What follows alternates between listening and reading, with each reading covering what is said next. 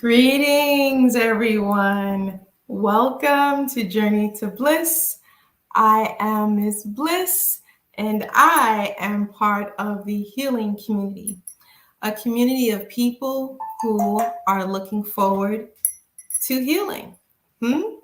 So, with that said, tonight our guest is George Love, and he will be here in a few minutes. But I want to start something that I just was able to download, which is our commercials. I'm so excited about this.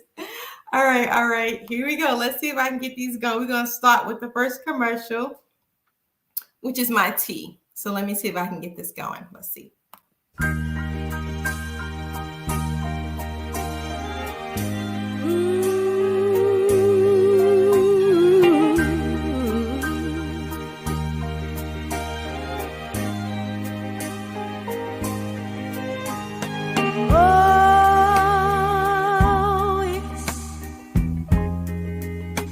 Such a long time.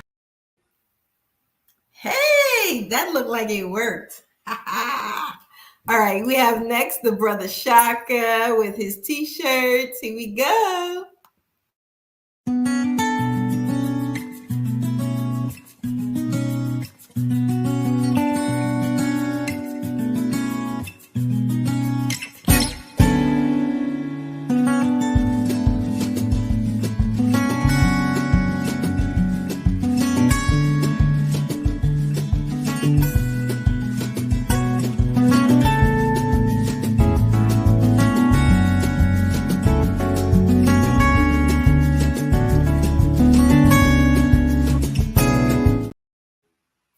Yay, it was a success.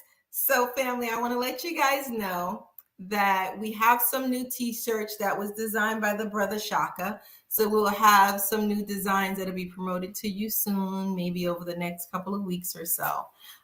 So as you know, our guest tonight is Dr. Love, and it looks like he's going to be joining us in a couple of minutes. And tonight's topic is going to be Qi-Gong, Tantra, and fasting. So how does Qigong and fasting assist with Tantra? And many of you already know who Dr. Love is. And so I guess he'll do a little introduction, but I think you all know who he is. So let me check the queue, and then we will be getting started in a few minutes. So put your name and your state where you're from. Shout yourself out. You know what? I'm a Capricorn, so if you want to put your business, y'all go right ahead and put your business there, because I'm all about promoting and working together. And if I have a store and I'm selling something and you got juices, then we can work together. You can put your juices in my store. If I have a clothing store and you design clothing, you want to put your clothes in my store, then yeah, we can work together with that. So I'm all about working together and partnerships and building. I currently have a number of businesses and a number of partnerships, so I'm very familiar with things like that. And yeah, so let me bring in Dr. George Love, and we can get started. Hold on. Greetings. I don't believe it. We actually made this work. We made it work. How are you? All right. Okay. Good. Oh my goodness. Welcome. So, family, as you know, we have Dr. George Love with us here this evening, who is, well, you know what? I'll let you do your introduction, and you can let me do my own introduction. I'm going to let you do your. What kind of a host are you? Okay. I'm a new host. You're a new host. Okay, so I am the first Black acupuncturist in the state of Florida. 1986, I graduated from the International Institute of Traditional Chinese Medicine in Montreal, Canada in 1981. So we're talking 43 years. Wow. So yeah, so I'm doing acupuncture 43 years. So I am sort of like the godfather of acupuncture in the state of Florida. Now, I got a shout out to my ancestry, which is Dr. Mutulu Shakur, who unfortunately recently passed away. He was Tupac Shakur's stepdad and politicized him and taught him all about Black power, which is how Tupac put all that into his music. Right. Mutulu, with a group of Black and Puerto Rican activists, took over the nurses' wing, excuse me for that, of the Lincoln Hospital in the Bronx, New York. And they demanded that the city of New York give them a drug treatment center for the heroin problem that was plaguing the South Bronx. Wow. The New York Health and Hospitals Corporation opened up a methadone clinic less than a year later around the corner. And Mutulu and friends trashed the methadone clinic.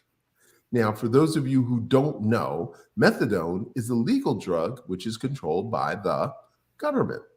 Right. Whereas all other drugs are not controllable by the government. So they wanted to set up a drug treatment plan to get you off heroin, cocaine, crack, and then put you on methadone that they control and they disperse. So Mutulu, being a political activist, was accused and didn't know they actually had cameras to see him. And then he was fired from Lincoln Hospital. Then he went uptown, Harlem, 145th Street, and opened the Black Acupuncture Advisory Board of North America. I graduated right after the FBI raided their offices, took all their equipment, all their patient files, and shuttered the place. And I show up 6 months later thinking I am the first, but I was not. It was Mutulu and company. So little by little, the brothers came and pulled my coat and said, the FBI is going to shut you down because acupuncture is an act of rebellion against the system. Oh my goodness. Oh. So I became a media voice. So I got a radio show, I got a Manhattan cable TV show, and I proceeded to promote acupuncture as an alternative to Western medicine. I was never arrested. I was never investigated. Somehow I got a complete pass without a license from New York State because they rescinded all acupuncture licenses that were not Chinese. So in other words, if you were Chinese, you were good. You were not Chinese. Wow. They shut you down. So eventually, 5 years later, I came to Florida, got a license in Florida, and relocated to Florida. So acupuncture in Florida was considered alternative medicine, but it was not considered an act of rebellion. Now, there is a group of Black acupuncture activists headquartered in Washington, Atlanta, that are still operating. And they call me every week. So if there's any drug behavior in your neighborhood, no matter what city or state you're in, there is a acupuncture treatment center that will get you off of drugs. Wow. Yeah, because I don't know if you've ever been to Baltimore. Yes. Because Baltimore is full, and they have all of these treatments, you know, John Hopkins, and I have never heard of acupuncture assisting with drugs or drug addicts or anything. I've heard of like, soreness, ailments, injuries, and nothing in connection to drugs. And if any place it should be located is Baltimore. It should be Baltimore. Exactly. So it has to be funded by the state or the feds because drug addicts can't pay for treatment. So it has to be funded. And if they get drug addicts off of drugs, what's the first thing they're going to want? Is a job. Right. And we don't have any jobs for you. So better, you should be homeless on drugs than us having to provide housing and jobs. So we don't want you to become part of society. So we'd rather keep you on drugs. Wow. Okay? That's crazy. That's criminal. That's spiritually criminal. Okay. It is. Now, I moved to Florida. I went right to the heart of Miami, to the Black community. And they said, you are a voodoo practitioner because you are sticking voodoo pins into people and we want no parts of you. Oh my God. So I was rejected by the local Black community. So then I pivoted to the West Indian community because they're a little more savvy. And the elder women in the West Indian community said, you wear funny looking African clothes and you have dreadlocks. And that to me reminds me of a drug dealer. So we are not going to support you because you're probably promoting ganja use. Oh my goodness. Now, I was 41 years old. And I was youthful and exuberant, and I was in my Afrocentric glory, and I had dreadlocks, and I got rejected by the elders of the West Indian community. The only people who were interested was the Rasta community, but they didn't have any money. They could not afford to pay. And they were like, $60? Can I pay you 20 now and 20 next week and 20 the week after that? I was like, brother, I'm not going to charge you. So I had a free clinic for about 6 months in Miami for the Rasta community. Obviously, I couldn't pay my bills or put gas in my car. So I had to change up. As luck would have it, somebody invited me on a radio show. And I did the radio interview and they called me back 2 weeks later. They said, can we do another interview because you're so deep with your information? So then they called me back 2 weeks later and they said, how'd you like to have your own radio show? And then I moved to Boca, which is about an hour away, all white neighborhood. I was on the radio and everybody said, where's your office? Where's your office? Where's your office? I don't have an office. This chiropractor called me on the phone and said, I heard you on the radio. I'm only open 4 days a week. How'd you like to work out of my office 2 days? I said, bet. My income went up 500%. And I had an all-white clientele. Wow. Guess what they said about my hair? Uh-oh. What'd they say? The coolest thing they had never seen dreadlocks. They were like, now you got to remember, Bob Marley died in what year? I don't know. Was it like 60 something? 72. 72. He died in 72. So this is 92.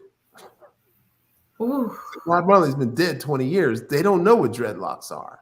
Right. So white people loved my hair. They loved my Afrocentric clothing. Mm. And I was like, now how come white people can love me, but black people cannot? And I'm the healer. I'm here to Yeah. save your life. Yes. And I worked in Harlem for 5 years, in Harlem. And I come to the Twilight Zone in Florida. Mm-hmm. So I said, okay, you got to go where the money goes. You got to follow Right. the money. So in 10 years, I built the largest acupuncture clinic in Florida. I had 5 acupuncturists working underneath me. That's how big I got. And then came the meltdown because I had overextended, overloaded myself. And Phil Valentine, who you may or may not know, Yeah. said, George, you got to take 3 months off. Every 5 years, you got to take 3 months off. And I said, Phil, you're right. So I shut everything down for 3 months just to regroup and rejuvenate myself. Mm. When I came back, I said, you know what? I'm not going to see 18 people a day anymore. I'm going to see 6 people a day. I am not going to go out like John Harris of Harlem Healthcare, who died at 49. I'm not going to go out like Dr. Wolde Kite, who was my mentor, who died at 51. Okay? So I'm not going out early.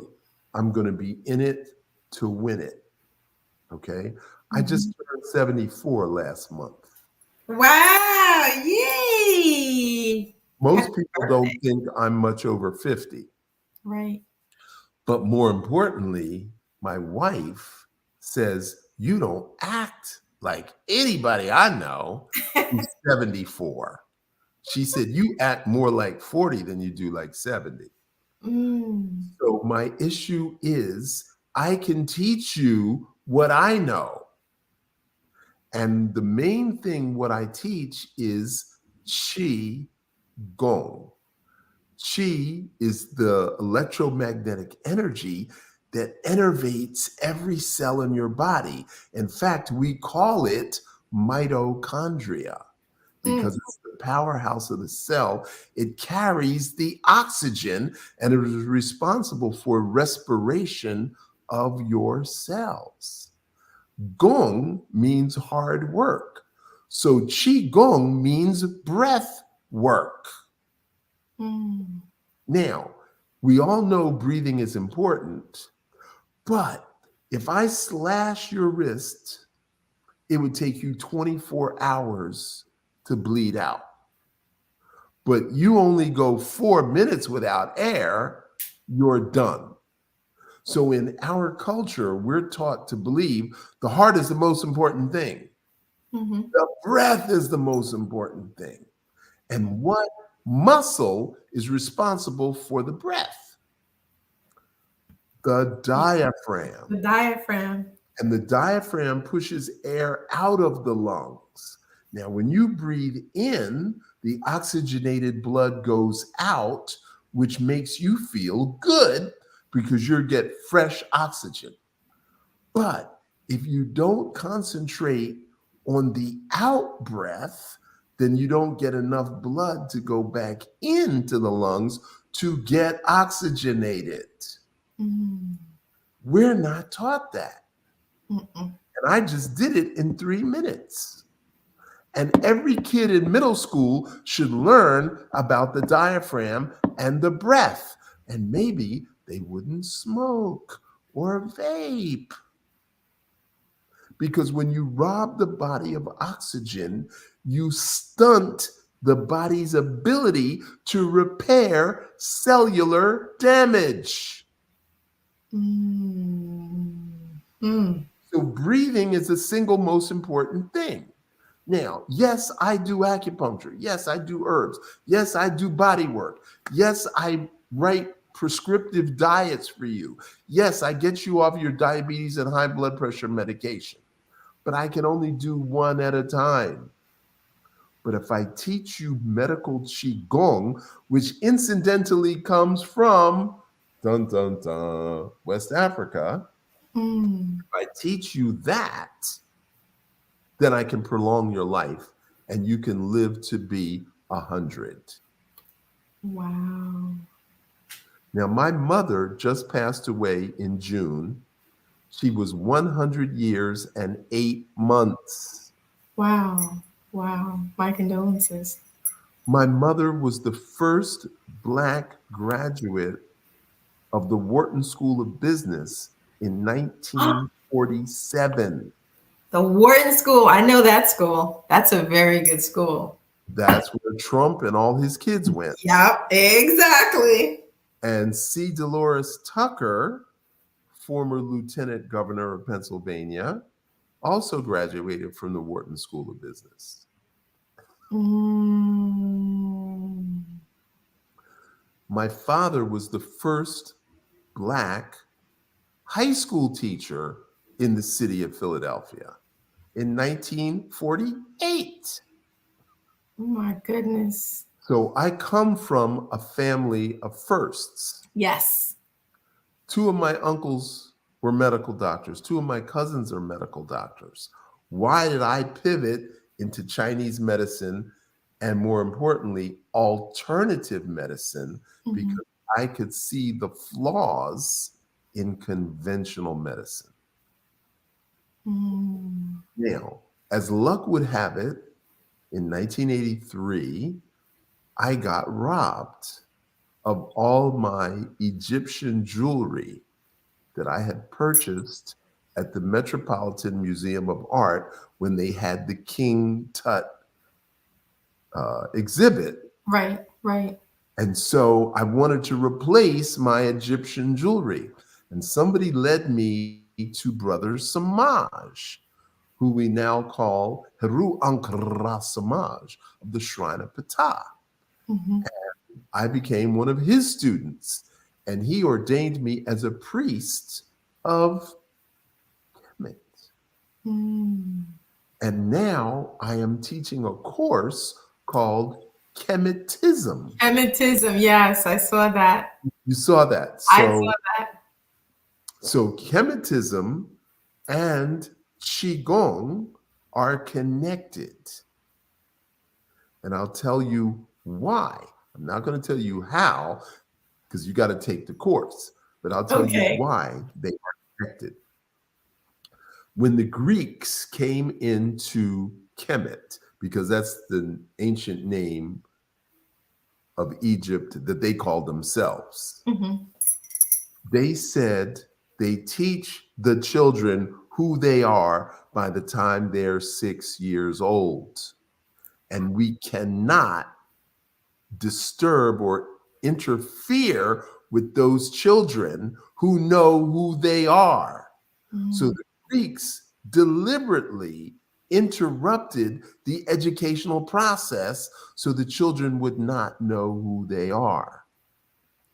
Qigong is an alphabet, an internal alphabet that teaches you that you are the creator. Oh. Now, the Egyptian word for God is NTR. Now, you put a couple of vowels in there and you get nature. Mm. Now, they just had a documentary on Netflix about how the planet is 256 million years old. Mm. So they went through the dinosaurs, and then they went through the reptiles, and then the birds, and then the mammals, and then the apes, and then the humans. Humans, right. Now, where was God when there was apes before they were humans? Mm. So The Egyptians knew that there is an outer God and there's an inner God. Right. We don't create mountains and valleys and earthquakes and volcanoes. NTR, nature creates that. Mm-hmm. But we are the co-creators of our existence, Mm-hmm. because using cooperative Kujachakalia, self-determination, Ujamaa, and Ujima, we can create cooperative co-creation of buildings and bridges and housing and food sourcing and distribution. Mm-hmm. That's what we are the creators of. And in that sense, we are God. And if you're not creating as a human being, then you are not a God. Woo! Yes. Now, I want you to think about all the people on the planet that are destroying the water, polluting the air, polluting the soil, polluting the food. And who's first in line to buy those food substances that are not real food? And what do they sell in our neighborhoods that are not real food? And what about the food deserts that are in our neighborhood that we have to travel 30, 40 minutes to buy fresh produce? Yes. Okay?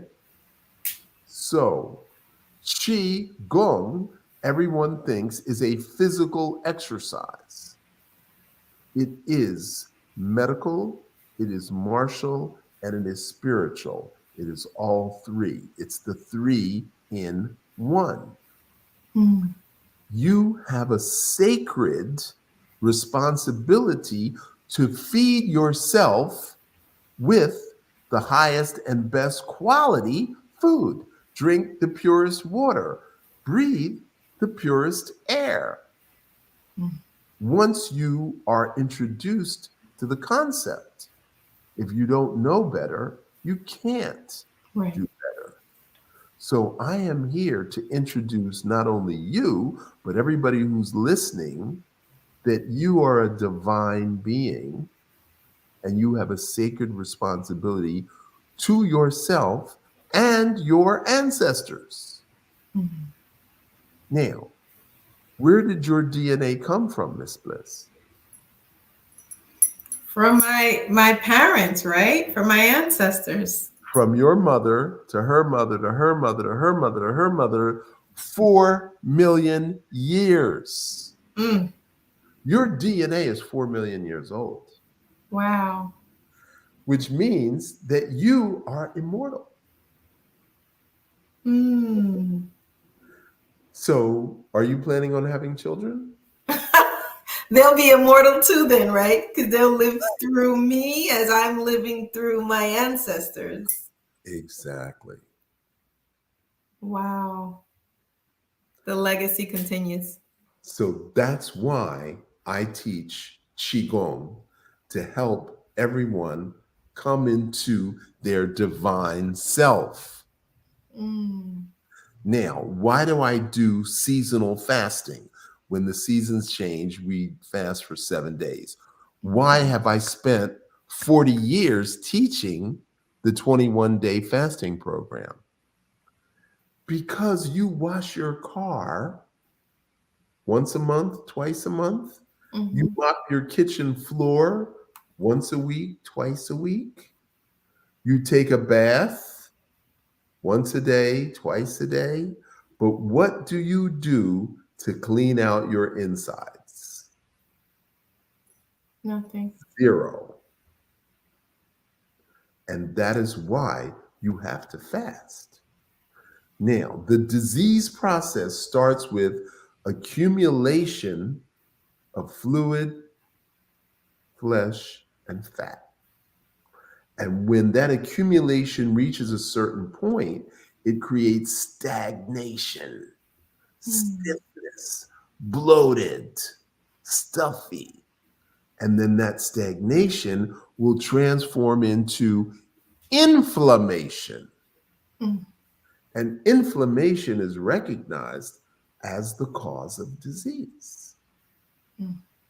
Now, 5% of Americans, and I use that word in the widest sense, Mhm. are healthy. 30% are already seeing doctors. Yes, that's true. So that means there's 65% are in a sub-health condition. Mm. Now, when you were a kid, did you play hopscotch? Yeah.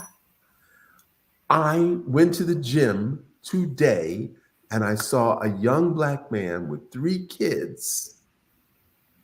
And guess what the kids were doing? The kids were in training, and I'm talking about like 8 to 12. Mhm. And I looked at him and I said, "You're paying $40 an hour to have a trainer train each one of your 3 kids?" He said, "I know, they won't listen to me. So I got to go to the gym." And like my mother was like, "Get out of the house. Don't come back till I call you." Right. So we had to make up games. As Right. a boy, I played double dutch as a boy. The girls played stickball. We played two-hand touch. We played dodgeball. Every kind of game physically you could think of, we played. But kids today, No. you see anybody doing double dutch in your neighborhood? No, nobody plays outside. Practically everywhere I go, I don't see children playing outside. And I don't know if that has to do with the video games or I Well, don't know what it the is. video game is a replacement for not being able to play outside. Oh. So that's the issue for me, is that not you, but they are not active. Right. And they are short circuiting their lifespan, which Mm. is why, as an adult, you have to do Qigong with me. You have to. It's Mm. not a you should, it's you have to. Now, I read a recent study that said people who have heart attacks are more likely to recover if they were athletic in high school. If you were not athletic in high school, you probably will not recover from your heart attack. Wait a minute. So, but they usually say when you're young, you don't get sick. You get sick when you're older, but when you're young, you're healthy, you're vibrant, you have all this good energy and this good stuff, and you haven't had the opportunity to get sick. So why would it matter later on what you're doing at that young age? Okay, so let's use Serena and Venus as an example. Okay. I'm sure you saw the movie. Yes, Okay. So did their father ever let them take a day off? they was working. If it was raining, he was holding the umbrella. Hit that ball. If it was raining, you understand me? There's no days off. There Mm. are no days off. Now let's go back 10,000 years. Mhm. What were we afraid of 10,000 years ago? Lions, tigers, bears, Mhm. other armed humans. Mhm. We had to be able to pick up and run top speed in a moment's notice. Right. If you can't run 20 minutes nonstop, you're dead. You're Mm. dead. So you have to train all the time.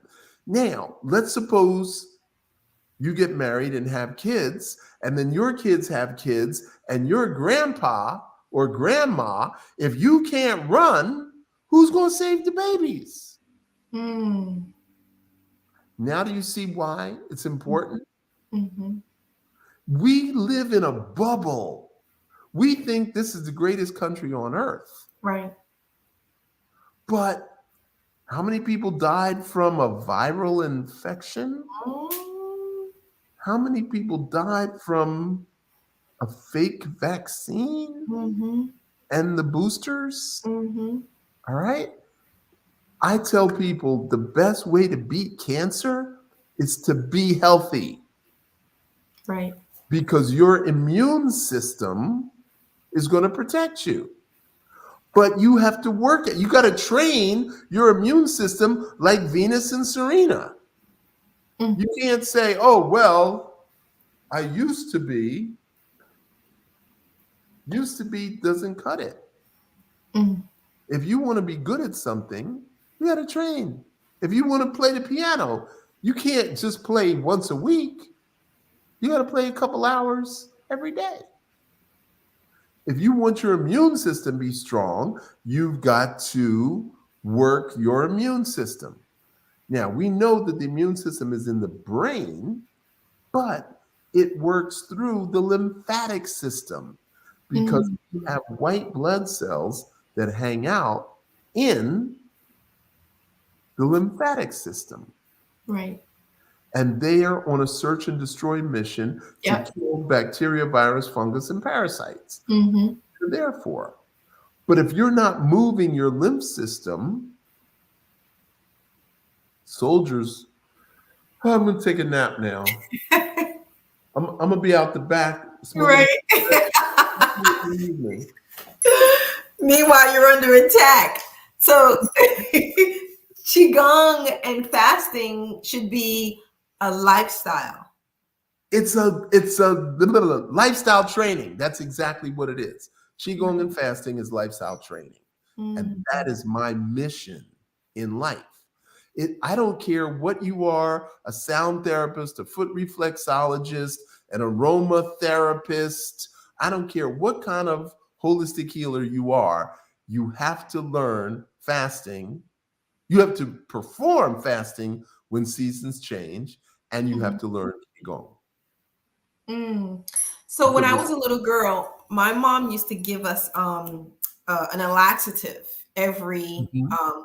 quarter of the year, and it was always a terrible experience. I don't even know anything, like I don't even recommend those laxatives that they would take. So when you're fasting, do you think that that's similar to taking a laxative, or would you say it's an easier transition? Because the laxative she would give to us, and in like in the weekend we were, cleaned out. So what do you think about that? Or Okay, how would you where did your compare? mother grow up? Alabama. She's a Southern belle. Alabama. Yeah. She probably used turpentine. Yeah, Or she's her mother probably used turpentine to clean her out because Mhm. that's what my father told me his father did. Oh. My grandfather had 5 kids, and Mm. every season they all had to take some drink with Yep. turpentine and then eat dandelion greens, Mm-hmm. which he Mm-hmm. hated. But I realize now in retrospect, that was a way of cleaning bacteria, virus, fungus, and parasites. And you Really? do that on a regular. Parasites in the air, Mm-hmm. virus, fungus in the air. They're all airborne. Mm. Mm. Okay.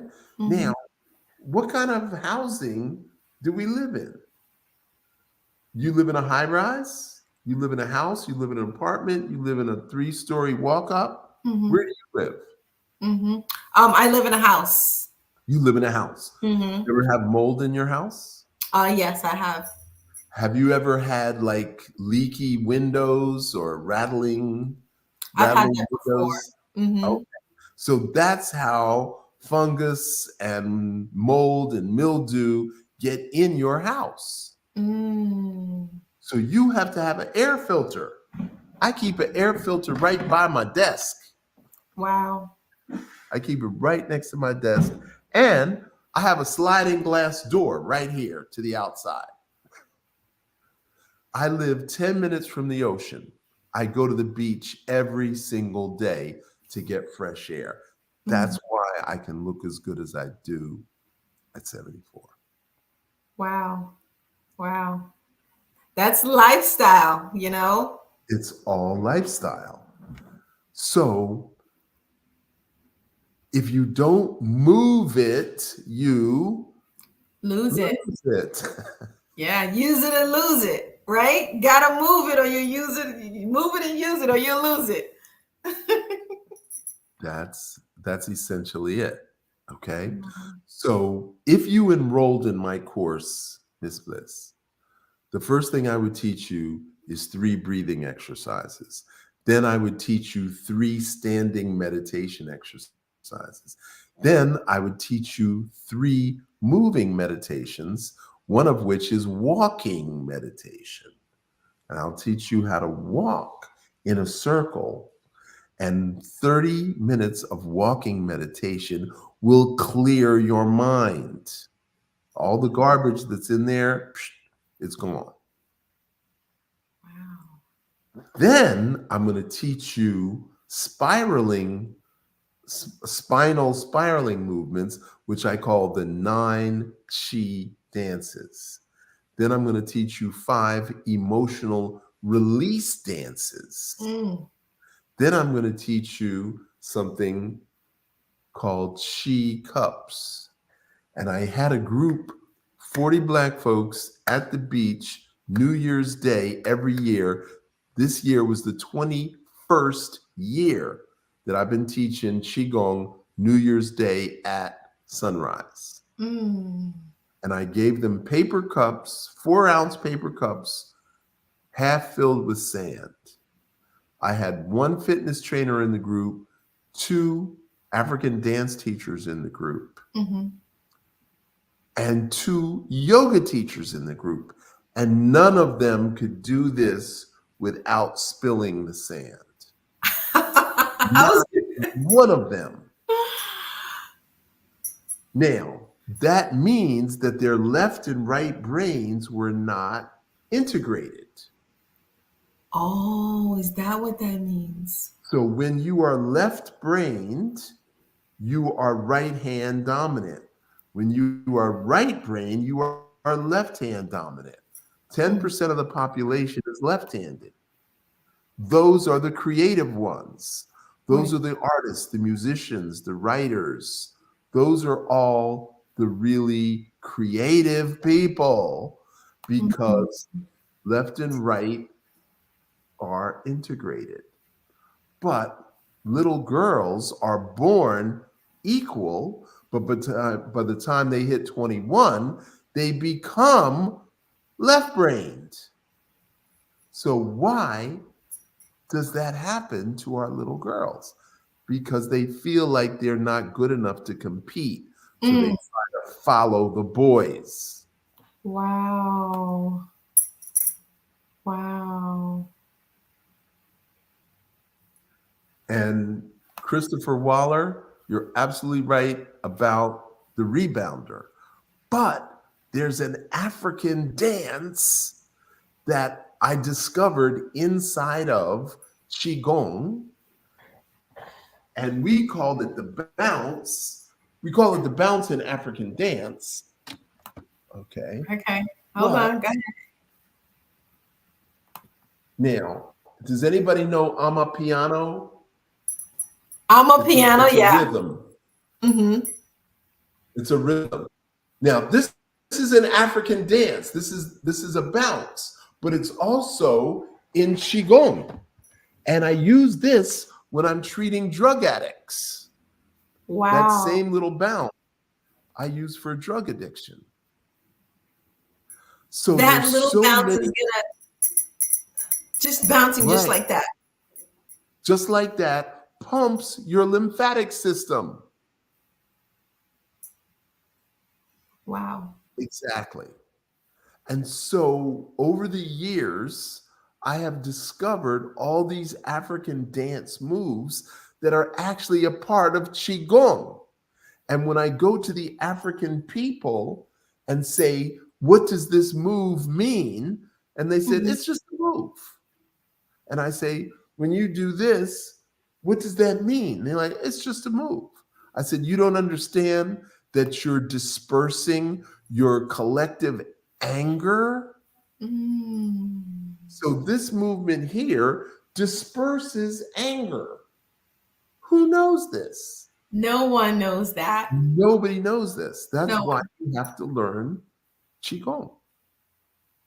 So we have a way to clean the kidneys. The kidneys are a filter. It would be really cool if we could take the kidneys out, rinse them, and put them back. But Right. we end up on kidney dialysis. Right.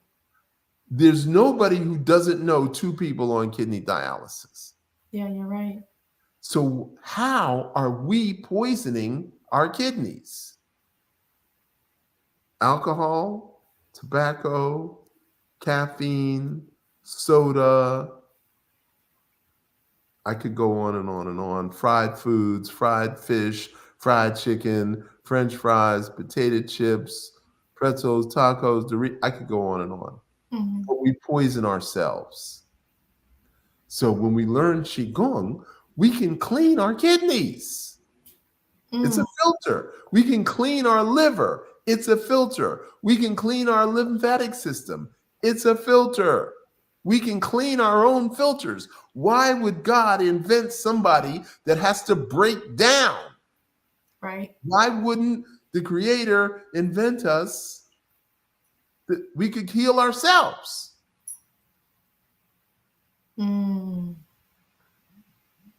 Okay? So Right. I'm here to tell you the why, but you have to come to me to get the how. So you can go to loveqigong.com to learn Qigong. You can go to 21 Days to Wellness to learn fasting. It's loveqigong.com. Right. LOVEQIGONG.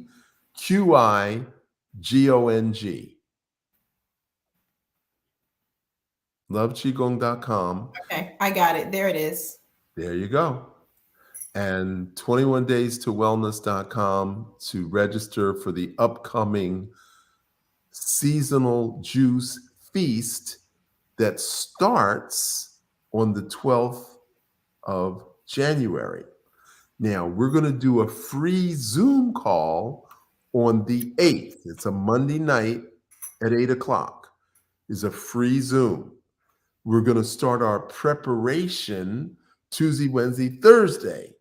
That's the 9th, 10th, 11th. Then on Friday the 12th, we actually start the fast or the feast. Now there's 5 juices: carrot, celery, beet, ginger, turmeric. But when you come to the Zoom, you'll get all the details. So there's 3 days prep, there's 7 days juicing, and there's 4 days to break the fast with raw food.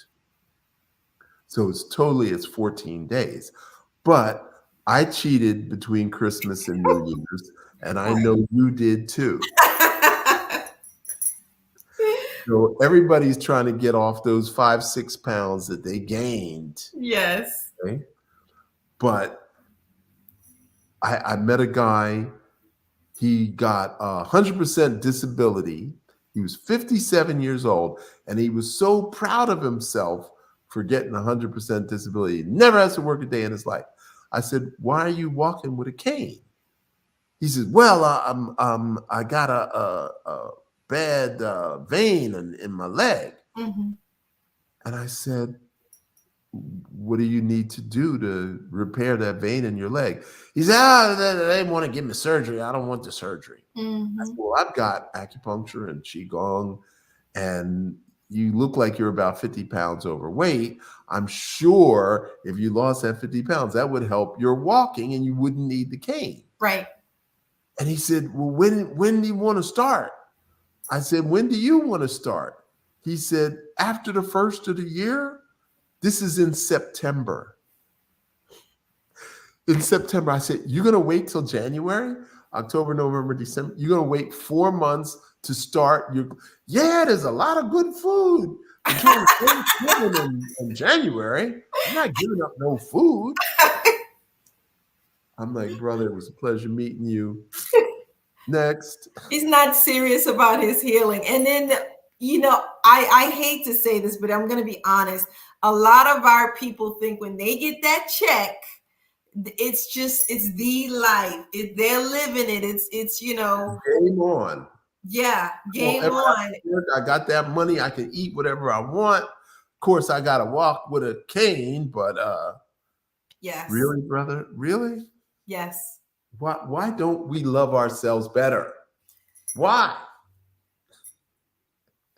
We're not taught to love ourselves, we're taught that, it's sort of an entitlement mentality, I think, also, where, Oh, we want this free stuff in exchange for what? Quality of life. You'll be sick in the hospital all the time, be difficulty with breathing, and you're breaking down slowly but surely until you wither into almost nothing. And it's very sad, because you could be living a vigorous, fortunate life, and you could be 70 or 80 and feeling and maybe even looking like you're 30 or 40, but we're right. not taught that. So Christopher Waller, you're on point. Now, if you want the link to the free Zoom, you have to DM me. You have to contact me at drchilove.com. And then I will drchilove.com. So QI at drqilove.com. And then I'll send you the link to the free Zoom. But if you just want to sign up, you can just go to 21daystowellness.com, and that's the numerals 21. Did I get it right? QI at drqilove.com. That's perfect. Okay. You got it. They can go there if they want to get everything. Right. Participate. And if they want to just do the on Monday, they can go on Monday if they just want to participate in the fast. Right. So, but it's going to be the fast and the Qi-Gong and preparation, all of the guidance. Because if someone's working, because I hear people complain to me all the time, oh, I got to go to work. Oh, I got to deal with the children. How am I supposed to be able to go and get these juices? And where am I supposed to find time to breathe? How funny is that? I said, find time to breathe. I like, excuse me, were your ancestors beaten and tortured?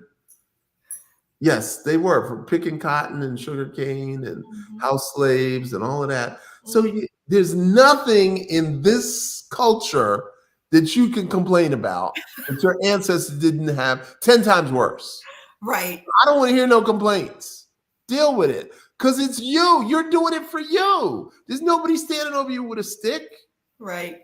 Right. Poison yourself. It's so funny. I was looking at something where they said Eartha Kitt was when the way she was conceived was someone forced themselves on her mom, and then she was born, she was pregnant. And I think they said she was born on a plantation, which is like not the best place to be born. Yet she made one of the most famous Christmas songs, Santa Baby. She spoke 5 languages. And I'm just like, it was something else that she did. I'm like, wait a minute, she did all of this back then, but it was so much blockages, so much racism, so much, destroying us as a people. And I'm like, so you just have to look at what was the difference between what she was able to do and no one else believed that they could do. And we don't have all those things going on right now. We have none of those things against us. We are our own worst enemies. White people are struggling. White people with money are struggling.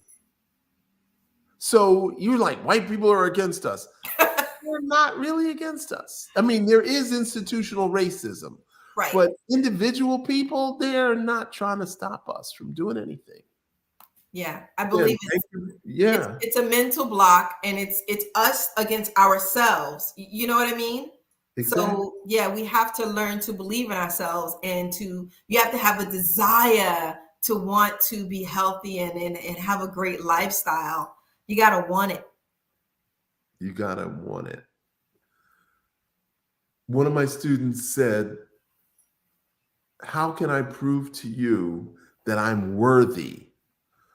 I said, put on a suit and tie and go out into the ocean up to your chin, and then put your hands over your head and say, I want it. I want it. He says, I'm not doing that. I'm like, I didn't think so. But if he would have did it, you would have been like, oh, wow, wait a minute, look at him. I would have stopped him when he got up to his knees. I'd have stopped him. But, he didn't even want to try. Right. You have to want to try. You have to want to do better, and you have to want to be better, And then I got a question. So let's say you're doing all of this for yourself, and you're fasting, you're doing Qi-Gong, and you're eating right, and you're changing your lifestyle. And then when you have a baby and you're pregnant, is there anything that passes on to the baby? Sort of like, you know what I'm saying? Okay. Have you heard of epigenetics? Yes. Okay. So this guy, Gabor Mate, said that the trauma of the grandparents can be transmitted through the grandchildren outside of the DNA.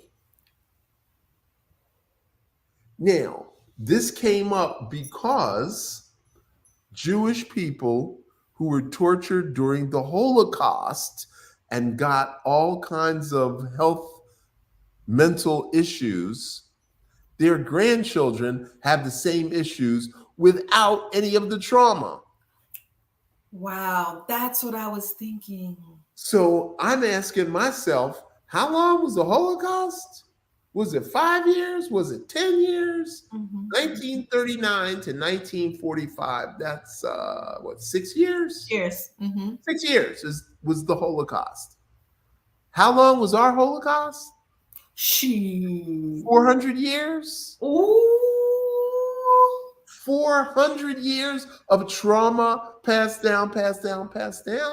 And they're going to blame us for rape, robbery, murder, addiction, and violence that was perpetrated on us. That was our trauma. And then we turn around and traumatize each other, and then we get the blame? Yes. No. If you're going to say the Jews get a pass because of their trauma from the Holocaust, then you shouldn't ask us for nothing. You shouldn't blame us for nothing. We should not go to jail for anything. Right. If you're going to use that as the yardstick. Right. But we don't hold ourselves accountable. We don't hold our kids accountable. Because my parents were very hard on me. My parents were both school teachers. And they said, you will speak a certain way, you will dress a certain way, you will walk a certain way, you will come home after school, you will be in bed at 9 o'clock. And if you don't agree with any of those things, I will beat you to death and have another kid next year that looks exactly like you. Woo! Leave them. Now, in retrospect, I knew they were blowing smoke, but when you're 8, 9 years old, you're like, they're going to kill me if I don't. Today, kids are like, go ahead, hit me. I'm going to call child service. Oh, yeah. No, today you can't say that. You know what I told my daughter? I hit my daughter one time because she went playing in an area where there's hypodermic needles. And I said, you can't play over there. She said, why not? I said, because there's some dangerous things. Well, I don't see anything dangerous. I'm like, I do. Get over here. And she's like, no, I'm not. I snatched her up. And she said, I'm going to call child services. I said, go right ahead. Here's the phone. Here's the phone. Now, I'm going to tell you what's going to happen. They're going to come and they're going to take you away from me for a week. And meanwhile, they're going to torture us to find out if we did anything wrong. And then they may decide to keep you and we'll never see you again. So go ahead. She's like, never mind. But that's the truth. That's how it That is ends the up. truth. That is the truth. So we need to discipline our kids. And if we disciplined our kids, the police would not be shooting them in the street. Mm-hmm. And before we learn discipline for our kids, we have to discipline ourselves. And Qi-Gong and fasting are the two best ways to create self-discipline. Nice. So all of that excuses and you got this and you do that. Shoot, you can get up and do it with the children. Why not have the children up there breathing with you and doing qigong? You might as well get them started early. It would be nice if their attention span was longer than 20 seconds. So I learned 20 years ago, you cannot let your children listen to the radio ever. They cannot listen to any Black radio station. Tell me why, Miss Bliss. Because of the influence, the words that are coming through our frequency, and not to mention the music. The beats of the music is a low frequency, low vibration. It's unhealthy for them on multiple levels. So you learn the words to these songs because of the beat and the rhythm and the melody. You learn them because that is created as a learning tool. The music is the learning tool. So if I put math or science or history or geography into that same music, you'd learn that. But we're not smart enough to figure that out. No, I saw a couple of videos of these little girls. They were maybe 6, 7, 8 years old, and they were singing these coochie songs and these booty songs from these female rappers out here today. And I was like, and they had like microphones, and the mother was like, "Go ahead and perform. Go, you performing."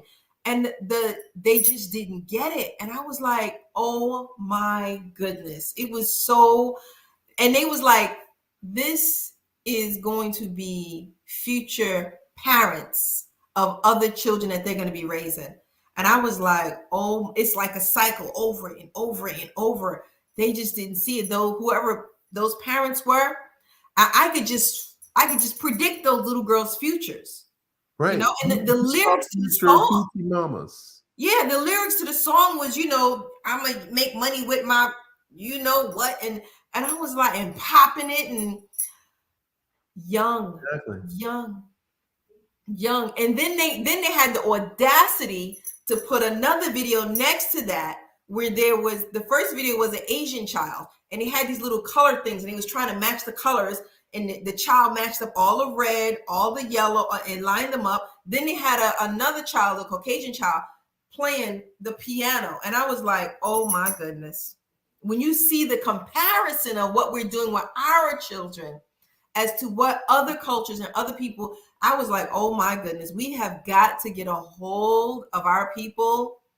We have got to get a hold of them. They are headed in the wrong direction. So I think we should play some music right about now.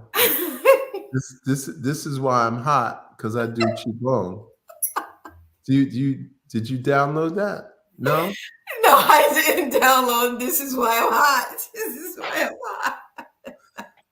So I made this video in 2012, and it got 80,000 hits in like a week.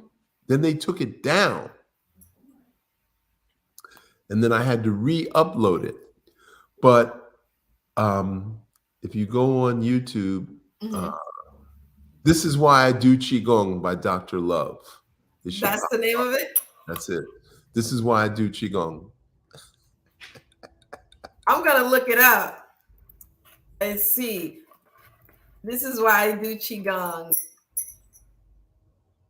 It's going to be something I can dance to, Dr. Love, all right now. Because This Is Why I Do Qi-Gong, family. So when y'all get off of here, y'all go look up that YouTube song, because I did an advertisement, and in the background it was the song Dr. Love.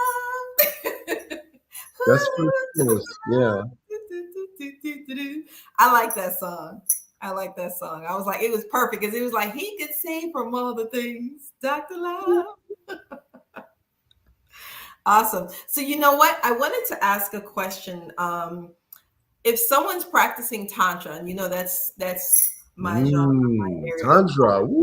yes. Woo. So when it comes to these two additions, how would that assist me with fasting and Qigong if I'm a Tantra practitioner? Okay, so first of all, let's clarify what is Tantra.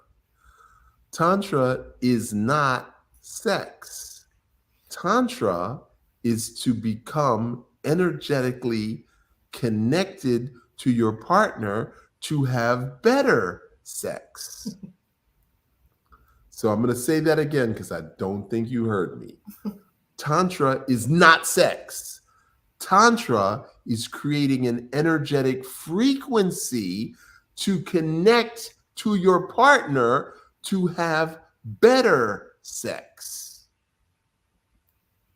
Now, is fasting going to help you have better sex?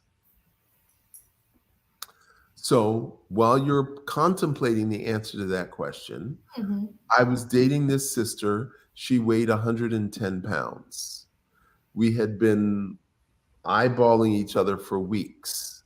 So finally, I was going to go to her house and hopefully we could get it on. So I get to her house and she said, I have to be honest, I gained 4 pounds and I cannot let you see me naked because I hate my body. Aww. And I was like, you're 114 and I can't see you naked? We could turn the lights out. She said, I feel fat. I can't make love when I feel fat. Now, I didn't tell her I drove 30 miles just to see her, but I was heartbroken and I'm like, threw that number away. So I'm telling my current wife this story. Now, my wife is 130 pounds. And she said, well, I'm going to be honest. If I was 138, I would have told you no also.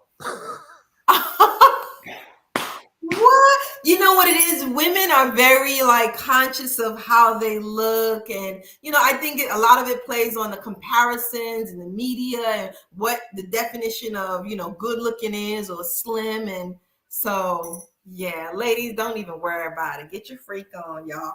Turn the lights off. Or you know what? Better yet, blindfold them. But to speak to the issue, my wife said, if I feel fat, I don't feel sexy. Yes. And that is the number one reason why you need to fast, so you can feel sexy. Oh, okay. You feel sexy when you look thinner.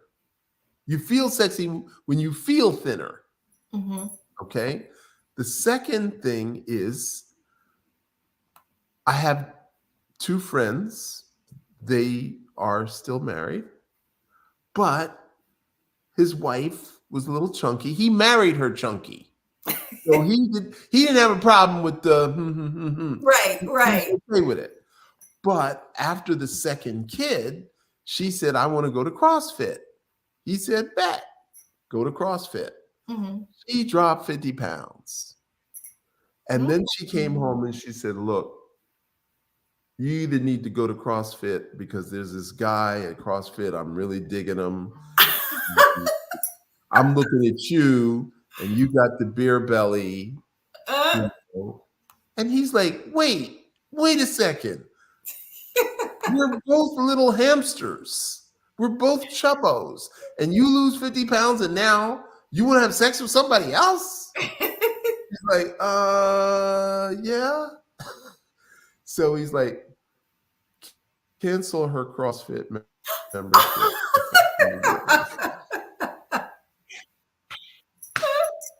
Because now he's like, wait a minute now, I'm not going to CrossFit to please you.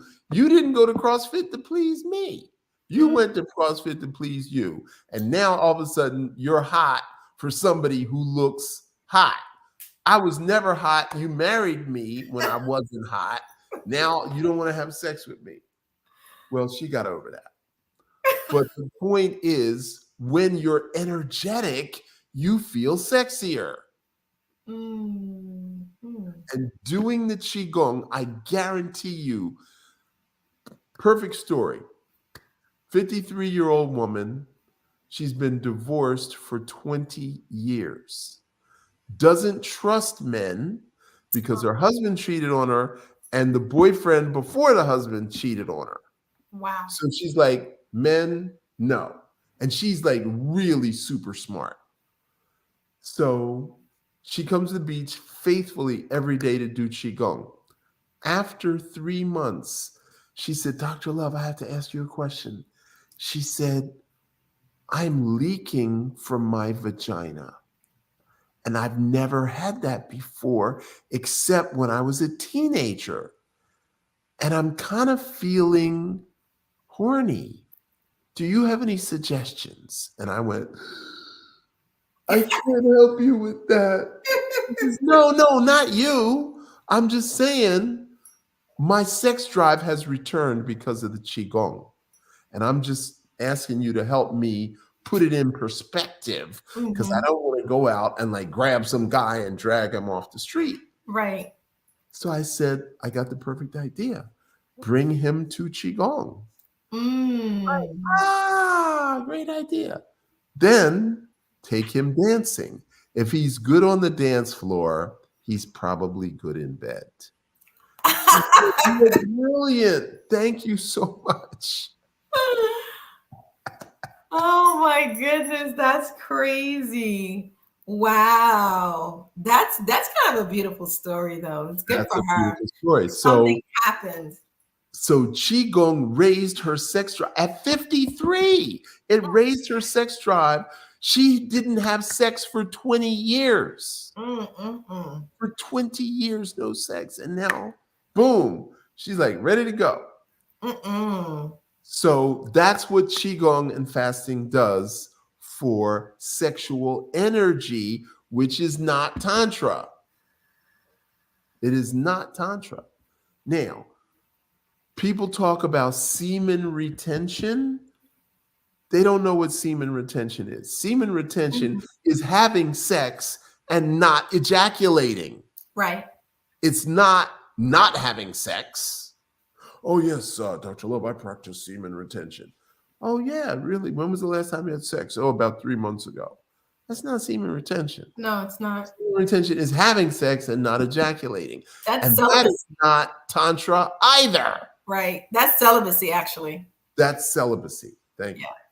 Now, somebody asked, does the Kama Sutra energy share the same energy as Tantra? No, it does not. The Kama Sutra is a manual for concubines to learn how to treat their customers better. That's the Kama Sutra. Has nothing to do with Tantra. Tantra is actually Chinese. It's not Hindu. Hindu talk about it, but it actually comes from China. Now, as again, Tantra is the energy that you build that you connect to your partner with. Now, Qi-Gong will develop that energy. And if you can develop the Jing, which is below the belly button. Now, here's how we do Tantra. Your anus opens and closes when you go to the bathroom. Between the vagina and the anus is a nerve plexus called the perineum. The perineum connects all the way up to the brainstem. So if you open and close your anus, which would be Kegel exercises for those of you who've had children, you stimulate the perineum. Now, if you do abdominal exercises, you stimulate the uterus. So one muscle group does the uterus, and another muscle group does the anal sphincter. Okay? Now, if you can tighten both of those muscle groups, now you're in the process of developing tantric energy. Now, if we can take these two and pull it up to here, and then you can use the sound of your voice in someone's ear to change their energy level. Now, you notice how I did that. Now, we call that the bedroom voice. That is Tantra. So if you can change your voice. Now, the last part of Tantra is the pineal gland, which is involved in visualization. Now, what can I visualize about my partner in the dark under the covers? Depends on the person.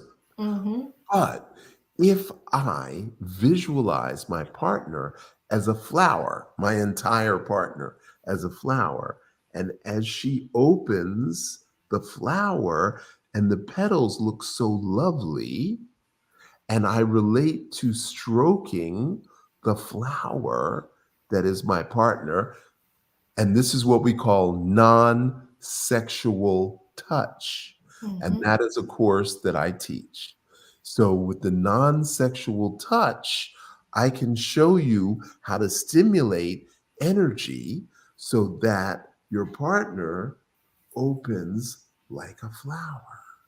And when the man opens his heart like a flower and then connects to his partner's heart, and then the visualization comes, and I see my partner as the most beautiful creature that ever lived. Now, there's a song called Short Fat Fanny. I had a girlfriend in college who was 4'11". She was 3 feet wide, but she was the sexiest woman I had ever seen. She just had a way about her. And she was, like I said, short and wide, and she just hit me the right way. She just hit me the right way, and I was like, I'm all in. And my friends are like, what are you doing with that? I don't know. She just had that. She just had something. She just had something to hit me the right way. That is Tantra. That's that connection that exists. So if you can do a solo practice and your partner does a solo practice, let's say 9 to 12 months, and then you come together. So here's your practice, here's her practice, and then you get into the infinity. So from her down into you, you go up the spine, down the front, and then you go into her, and then she takes it up the back. So then it turns into this. That is Tantra.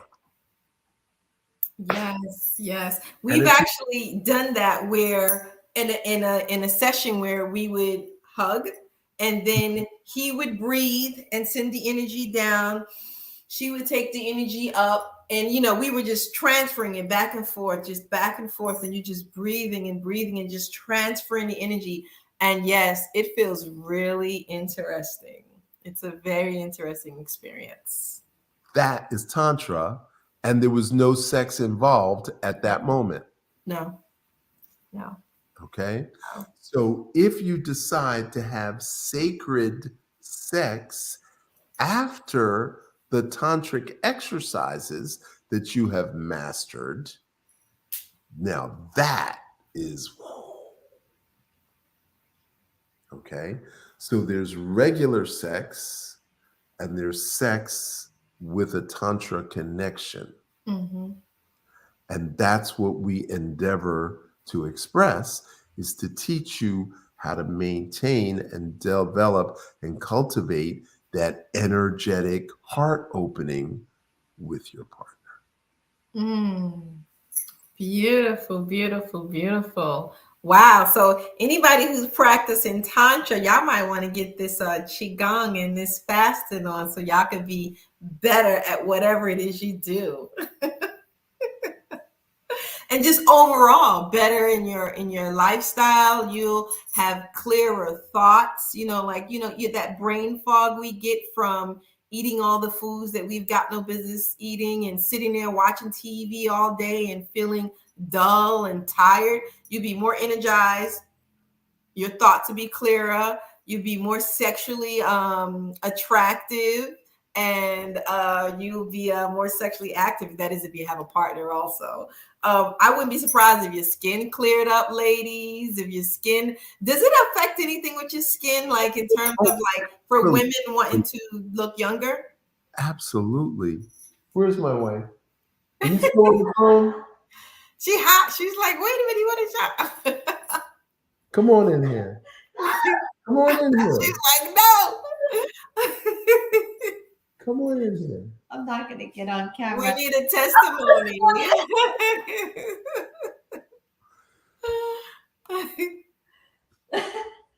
So I'm 74 and she's 47. God, no, you didn't. And she's got no complaints.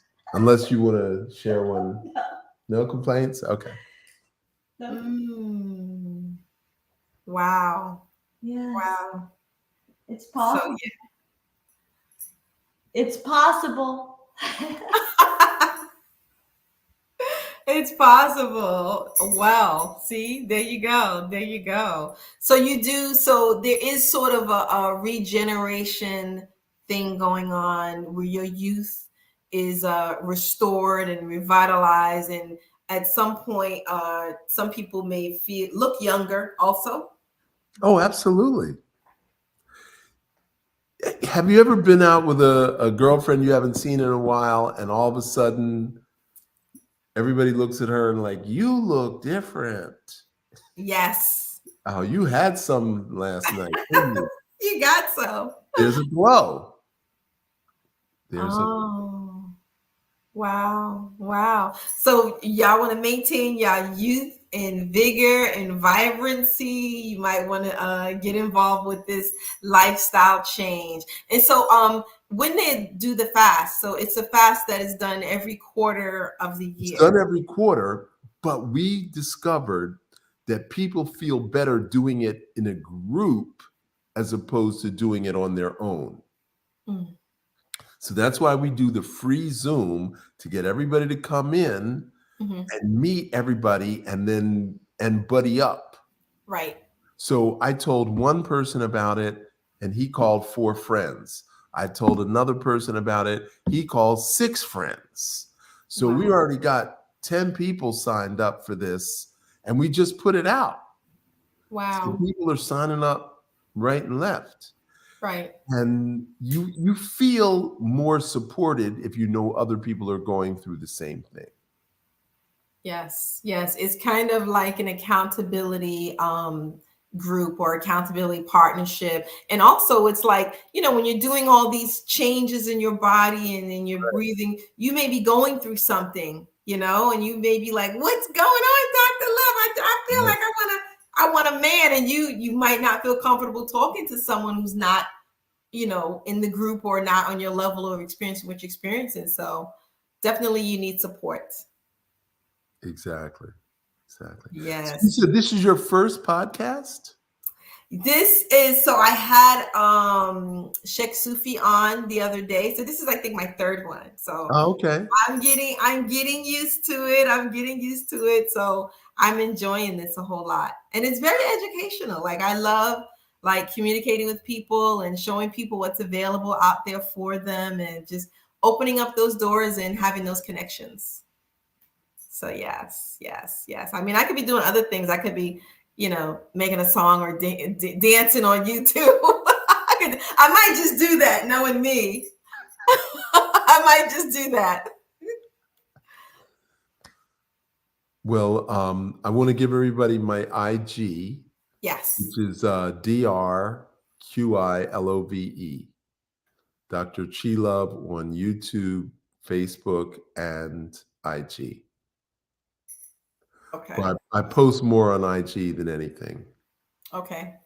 So if you want to see some of the Qi-Gong exercises, you can see them on Instagram.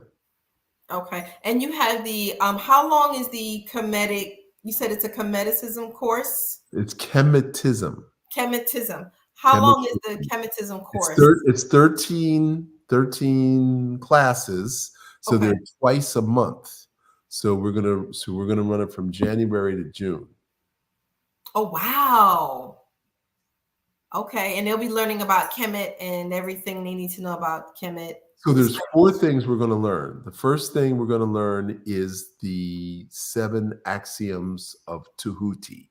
So we're going to learn about the wisdom of Tahuti. Then we're going to learn about Ma'at and the 42 affirmations of Ma'at.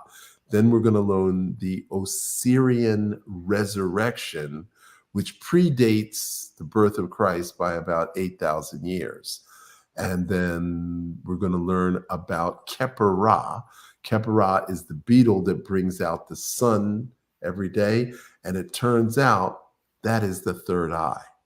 So the all-seeing eye of Horus, go into details and break that down.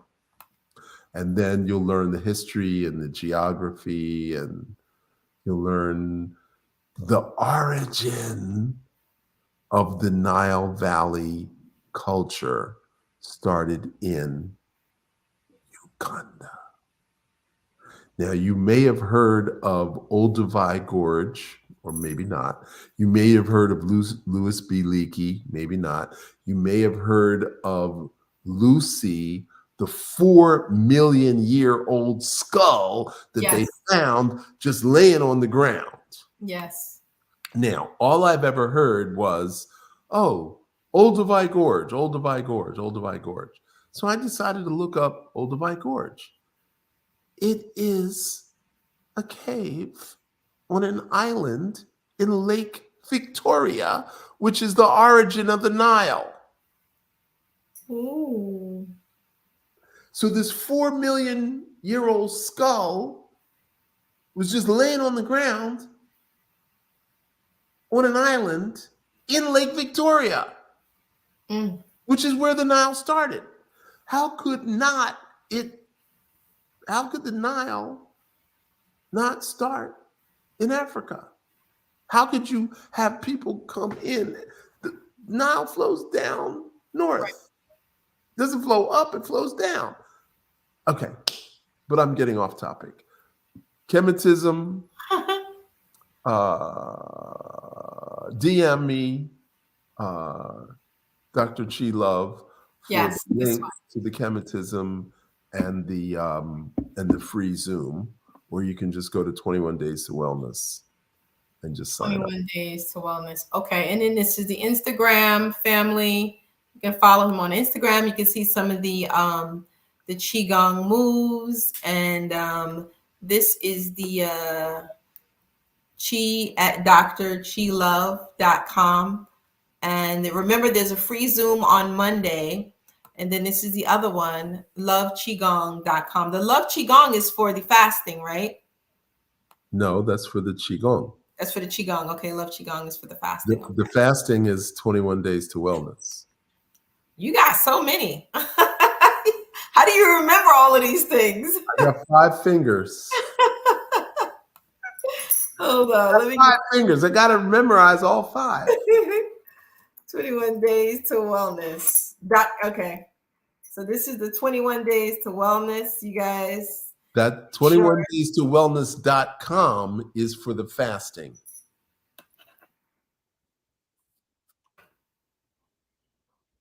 Wellness.com. Okay. 21 Days to Wellness.com is the registration for the fasting. Love Qigong is the registration for the Qigong. But if you want to register for chematism or the free Zoom, then you have to go to Qi at Dr. Qi Love. 21 days to wellness.com. There you go.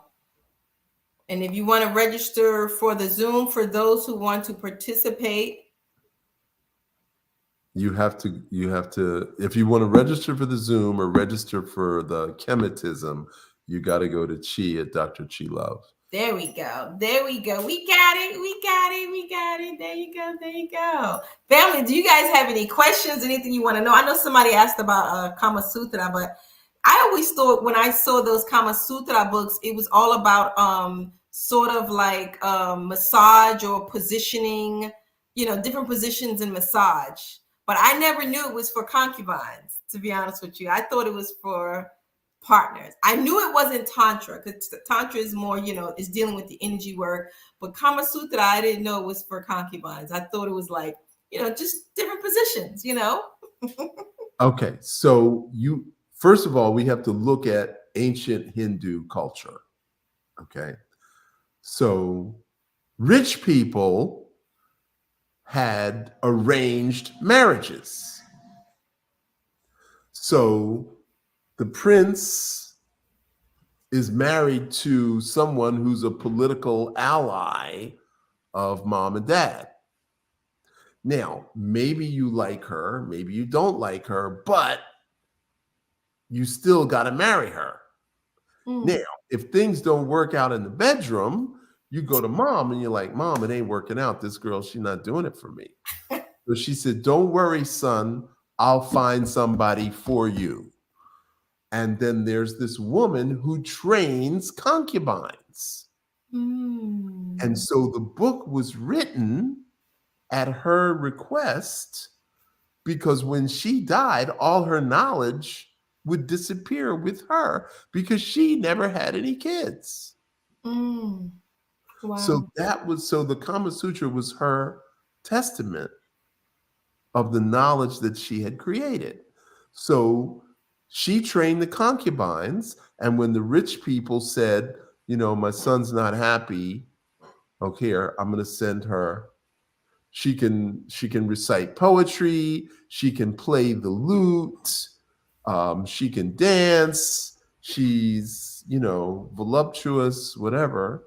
Oh, she was a whole package. She's a whole package, exactly.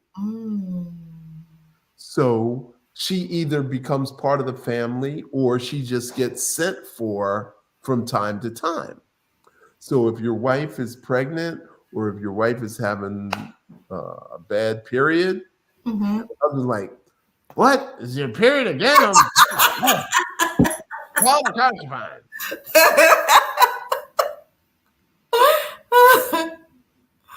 So that's the culture at the time. I didn't know that. I did not. That's very interesting. Wow. I know a geisha girl, Memoirs of a Geisha. I read that book where they were trained to be, concubines. So I didn't know that. So interesting. And they would, now that I think about it, they were learning music. They were learning how to have proper conversation amongst the men. And they were trained on how to act like ladies, like none of that ghetto hood rat stuff, Yes, you're right. All of this training put into, but they should be wives instead of concubines, because it reminds me of prostitutes, like high class prostitutes. Okay, so here's the thing. I can't marry somebody who doesn't have the right parents. Oh, Lord, I tell you, it gets too complicated. And so we think everybody's equal. Right. We think that any little 10-year-old girl is equal to any other 10-year-old girl. But I remember my parents saying, who are her parents? And I'm like, who cares what her parents are? I like her. Right. And my mother's like, no, I have to meet her parents. And I thought my parents were wackadoodle until I started talking to my friends. And they're like, my mom said the same thing. If I can't meet her parents, I can't date her. Now, we thought that was wild and ridiculous. But now, in retrospect, I'm like, you know, I think that's a good thing. Because if the child isn't raised properly, she's not going to be a good wife. Mm. Just think about that. Mhm. So, what if the mother belittles the father or demeans or disrespects the father? That little girl's going to do that to you, Mm. right? So, my mom only wants the best for me. So, she wants to make sure whatever female I'm going to be living with is equal to her. If she's not as good as me, she can't have you. Mm. Because I put 18 years into you and then you go marry some ragtag hoodie? No, that's not happening in this house. Right. Wow. So that's why these girls who were trained were throwaway girls. If they weren't given to the concubine to train, they would have been homeless That's right. because they didn't have good parents. Good parents are not going to send their little girl to be a concubine, Mm-hmm. right? Mm-hmm. And if I'm marrying my daughter to your son, I'm not going to train my daughter how to do that stuff. I mean, sure, she's going to read and write and paint and, she should know some things, Mm-hmm. but she's not going to be all in on the playing of the lute and memorizing long poems and all that kind of stuff. Mm. Wow. Wow. And it was a big deal. I remember when I was reading the books for these women to be around like these like generals and like the men were powerful that they were around. And I was like, oh my goodness, wealthy men, powerful men, like That's my whew. point. That's my point. The lower classes did not have access to any of that. And we're reading this book and we're thinking all Japanese had access, Mhm. and they didn't. Now, there was another book called the Yellow. What's it called? The Yellow Book. It was called the Yellow Book, Mhm. and it was a marriage manual because most men never saw their wives naked until the day they were married. And they had no sexual experience whatsoever because their parents certainly didn't teach them. Right. So somebody wrote this manual, and the first night, do this. The second night, do this. The third night, do this. So they didn't even get to the consummation, they didn't get to the penetration till the seventh night. What? That So sounds intriguing and teasing and I think I like that, Dr. Love. I like it too, I think I like that. because you're committed to this person. You can't go back home and say, "Mom, Dad, y'all screwed up. This guy's a bucket of whack." They're like, "No, you better go back and make this work because you're gonna make us look bad." Right, right. Right? So there's no like, well, if it don't work out, I'm leaving. So that's the mentality that we have instead of being committed. All right. And we think commitment is to the person, commitment is to the community, which is why you get married in a community. Because I'm committing to not only being her partner, but raising children who will also be productive members of the community.